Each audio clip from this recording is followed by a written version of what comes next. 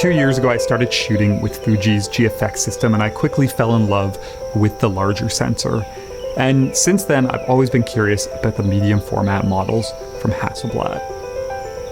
So when I got the chance recently to test their flagship mirrorless model, the X2D 100C, I thought, what better way than to take off on a multi-day road trip across England with the goal of putting this in a number of different situations to see how it performs.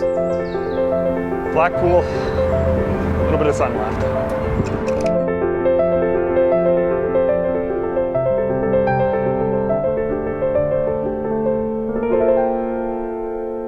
So to this day, I still work with the GFX system. I used to own a GFX 100S, currently own a 50R. And the Hasselblad cameras obviously share some similarities, but they are quite different. This is a brand that has a pretty deep history in the digital medium format space and obviously is renowned for their quality as well. So have always just wondered about the performance out of these cameras and what they're like to work with. And also, full transparency, this video is sponsored by Hasselblad, and that's purely just what allowed me to be able to take the time to go and make this review and test this camera. Like with anything on this channel, it's just always my thoughts and my opinions. So the plan for this trip was to head to the east coast of England, a place that I haven't really explored much, to spend 4 days traveling back roads and towns, eventually making it up to the Scottish border. But really, no set route and no expectations, just keeping things loose and seeing what I find along the way. That's the first for me, seeing a tank on a beach.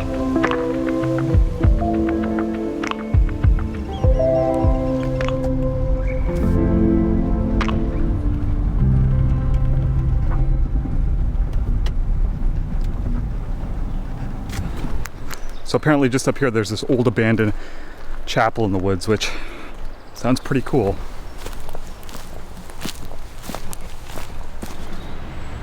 There it is. So that is just so cool. And just so strange as well. This old gate running here. It's in the middle of the woods where you would never expect to find something like this.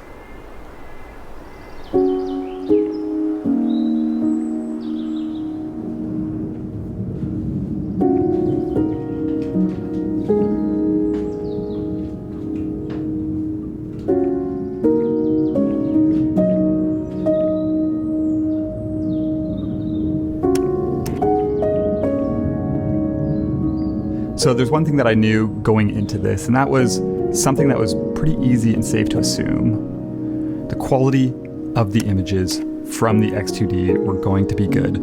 Premium brand, big sensor, high megapixel, latest tech. So if you're unfamiliar, this is Hasselblad's flagship mirrorless offering, and the spec list reads a 100 megapixel backside illuminated CMOS sensor, 16-bit color, 15 stops of dynamic range, 7 stop stabilization, phase detect autofocus, a built-in 1 terabyte SSD, and an OLED EVF. And I've said this many times before on the channel, I really believe nowadays we're at a point where for most uses, almost every new camera out there is going to be good enough from like a pure technical standpoint, of course, depending on specifically what you need out of it. But what I'm more interested in is, does a camera fit my specific shooting style? What are the images like to work with? How flexible and easy are they?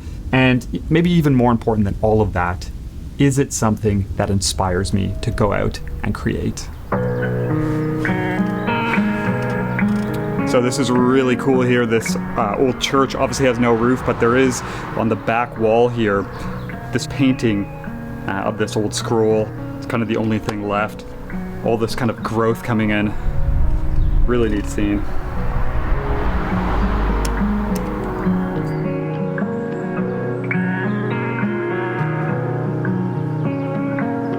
So I have 3 lenses. I'm shooting with 2 mainly. Right now I have the 38mm XCD, so 2.5, and I have a 55mm 2.5, which I've shot with a little bit. This would be equivalent to around a 30. So it's kind of a neat focal length. Usually I'm around 35, but I have found that I'm starting to trend a little bit wider and enjoy that some more. So this has worked well so far. And I can see myself shooting this one quite a bit. So when it comes to lenses for the X2D system, the 38 and 55 that I borrowed are part of a new trio that were recently released. These are the V lenses. There's a 38, 55, and 90mm, all f2.5 and all very compact, and they make for a nice lightweight combo with the camera body. So I've been using a 1/8 Pro Mist for a lot of the shots, and I like the look so far just from the quick peek I've had at the images. Both of the new X2D lenses I shot with are incredibly sharp, and the lenses just have a pleasing way of rendering. You end up with an image that is nice and neutral with contrast that isn't too harsh. There is some slight vignetting with both the 38 and the 55, but that disappears right away when running lens profiles. And probably my favorite part is just the speed of them. So being f2.5, they're pretty fast for how compact they are. And in some situations, like one later in the trip, I was shooting an environmental portrait with the 38 in a pretty tight location. And because of that speed, I was still able to get a little bit of separation, which was really nice. Also, one thing that's important to keep in mind is that this camera system uses leaf shutter lenses. So if you do want to go and adapt some older vintage glass, for example, you're going to be limited to using the electronic shutter in the camera, which would still work in a number of situations, but could potentially be limiting.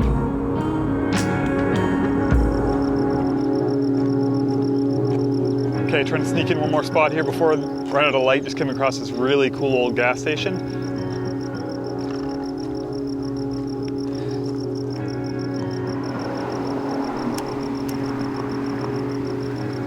Okay, so pretty cool way to end the evening. It's like pitch black out now.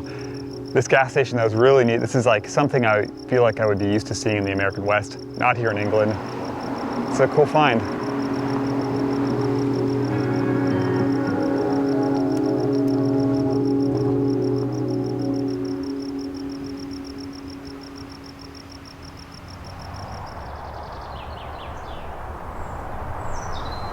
Just kind of beside my hotel, woke up a little too late.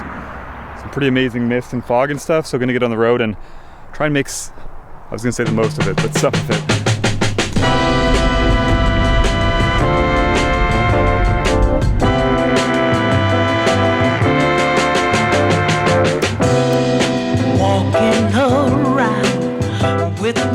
So the one thing that became apparent very quickly is just how enjoyable the X2D is to use. And that comes from the build quality and also just the simplicity of this. First off, it's just a really good looking camera. This is made out of a solid chunk of aluminum alloy. I love the styling. I love how everything's laid out, including the controls and buttons, but also it's just an incredibly compact camera system for what it is. And because of that, you can walk around, say, shooting this handheld, and it's not necessarily like jumping out at people.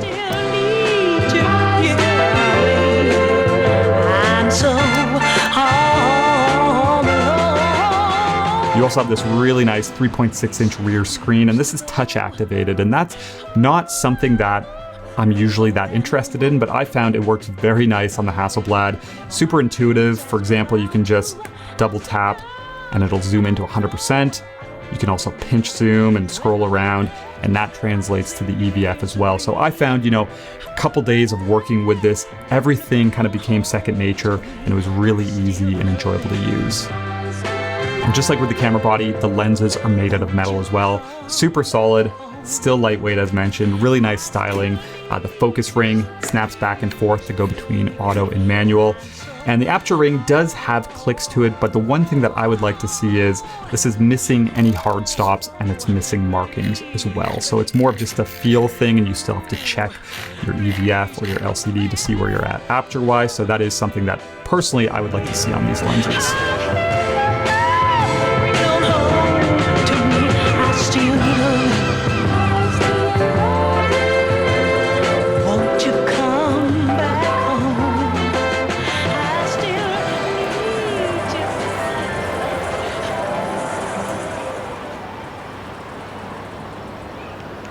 Going 10 seconds. Shouldn't blur anyone in the frame, hopefully. So let's talk about image quality and color. And this is another area with the X2D where I wasn't necessarily surprised, but I was very pleased with the results. So the short of it is these massive 100 megapixel files just have incredible color and contrast straight out of the box that gives you kind of endless flexibility, but let's dive into that a little bit.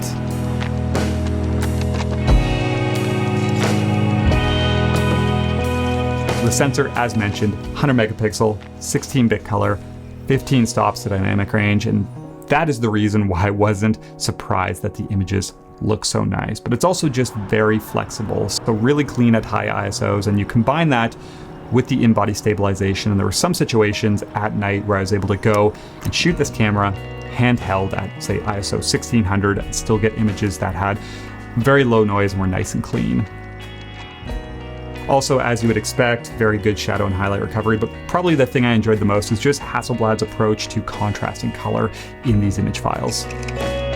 So I'm sure, as most of you know, this is the same sensor that's used in the GFX 100S, and oftentimes people will reference that in a way as if both cameras are going to produce images that look the same. But I think it's important to talk about this because the sensor is only one part of the equation, and there's a lot that goes on behind the scenes when it comes to processing and approach to color science that really determines how the final images look.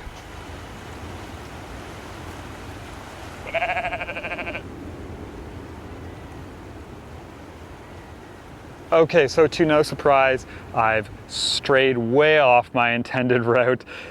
The coast was great. You know, I shot some locations that I was pretty happy with, but I was starting to get a little bit bored of it. It was getting kind of the same, so just started heading west. And I think I'm in the Yorkshire Dales. Don't really know much about this area. Never really looked into it before, but so far it's really incredible. I didn't realize it was this kind of wide open and rural. It's quite nice. Just came across this old filling station as well with these old fuel pumps from like the 30s or 40s. Really cool spot. So gonna head through here over to the west coast to Blackpool for this evening. Looking forward to that.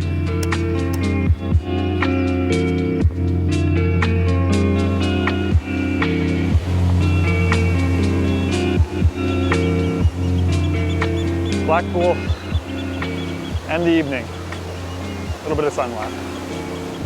Lots going on.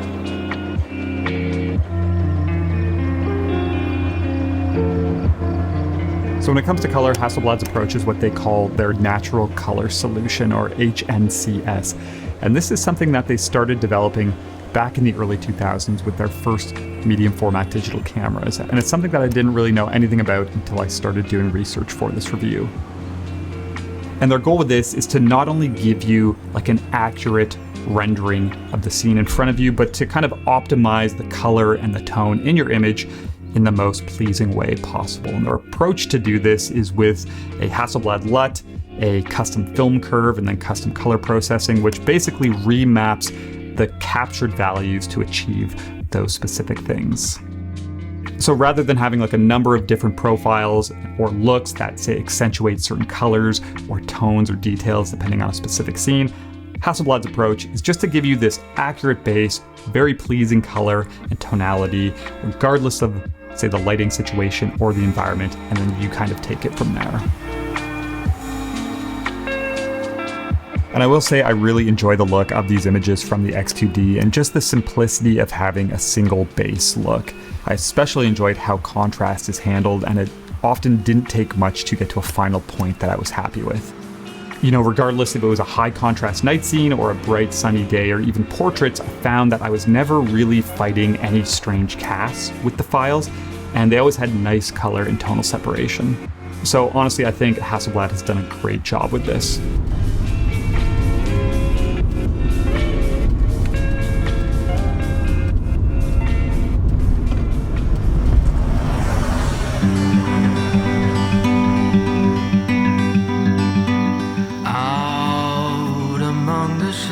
So like with any new camera, it takes time to fully appreciate and understand it, but I wrap up these few weeks with the X2D just feeling very satisfied.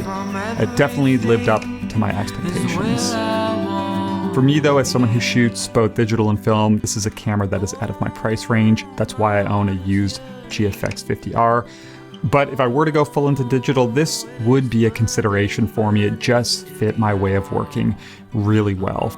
From the compact size to the amazing image quality, but maybe even more important than that, it's it's just a camera that really got me excited to create.